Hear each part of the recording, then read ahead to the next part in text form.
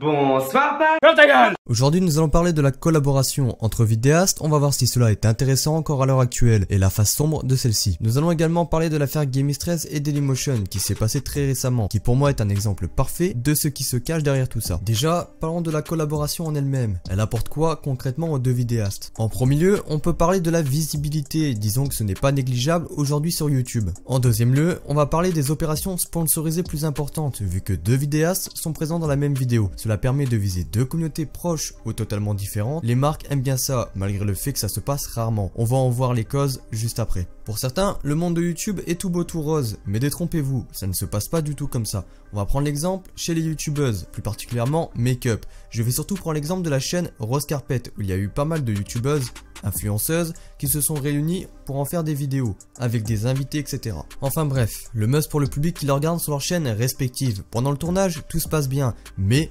certaines personnes ne peuvent pas se supporter, alors que pendant le tournage de la vidéo, bizarrement elles s'entendent super bien, ce sont les meilleures copines, tout ça pour résumer que dans ce monde, l'argent prédomine et les personnes sont prêtes à faire n'importe quoi avec n'importe qui. Maintenant, passons au sujet d'actualité, sur lequel je suis au courant depuis pas mal de temps, mais vu que tout cela a explosé au grand jour, je vais donner mon avis. Le 30 octobre sur Twitter, un drama a eu lieu. De toute façon, tout se passe sur Twitter. Il y a la Paris Games Week, mais personne ne se dit les choses en face, peut-être par manque de couilles conséquentes. Il est vrai que c'est mieux de se prendre la tête derrière un clavier que de se voir en vrai, sinon ça finira en coup de tête balayette, cassage de dents, et ça irait porter plainte auprès de Gilbert l'OPJ. Bon, je reprends. Le 30 octobre sur Twitter, Dailymotion a publié un screen du profil de GameIS13, où nous pouvons voir que celui-ci l'a bloqué. Mais on va reconstituer les choses. Il y a 4 mois, Daily était chez GameIS13 pendant plusieurs semaines pour faire des vidéos et s'amuser, car à la base, ce sont des potes. Sauf que dans l'histoire, Daily est arrivé sans un sou. GameIS13 en tant que bonne personne et qui prend soin de ses invités, comme on peut le voir à chaque fois que quelqu'un a été invité chez lui, il lui a payé vêtements, il l'a nourri, il l'a même logé. Grosso modo, le mec était à sa case. Mais ce n'est pas fini.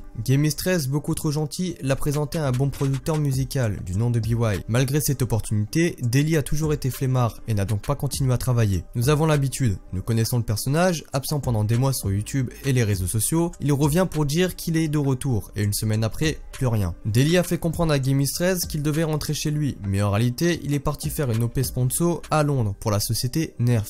Jusque là, rien d'alarmant, sauf qu'en fait l'OP sponsor a été proposé à GameIS13 et Kenny, et Daily en a profité pour prendre le contact et partir à leur place. Oui, c'est très sale de faire ça à quelqu'un qui t'a hébergé et nourri et même habillé, car comme le dit si bien GameIS13, ta garde-robe, c'est lui qui te l'a payé. Avant de t'afficher sur Instagram avec 5000 € en cash, rembourse déjà les gens à qui tu dois de l'argent. J'aimerais également faire une parenthèse sur la couche pleine qui a publié une vidéo sur Twitter parlant de Daily, disant qu'il avait très bien compris le personnage et que bien évidemment c'était un manipulateur et rien d'autre. Petit message à GameIS13, si tu regardes cette vidéo, je pense que tu es trop bon avec les gens que tu invites chez toi. Connaissant le caractère de l'IA à travers les vidéos, ça ne doit pas lui plaire et je pense que tu as un trop grand cœur. Déjà que tu aides ta famille à un point que les gens ne peuvent pas comprendre et inviter des personnes chez toi pendant plusieurs semaines, les nourrir, les blanchir, comment mentalement ils peuvent se dire c'est normal que je ne paye strictement rien. Personnellement, j'appelle ça des profiteurs et il n'y a pas que sur YouTube que ça arrive. Posez-vous cette simple question. Si demain vous avez des opportunités, qui viendrait pour essayer de vous les prendre également? Vous n'arriverez pas à répondre à cette question car vos amis proches ou même votre famille peuvent vous poignarder. Toujours se méfier des gens, nous vivons dans un monde plein d'envieux. En tout cas, j'espère que cette vidéo vous aura plu. N'hésitez pas à me dire votre avis dans l'espace commentaire, à vous abonner à la chaîne si ce n'est pas déjà fait.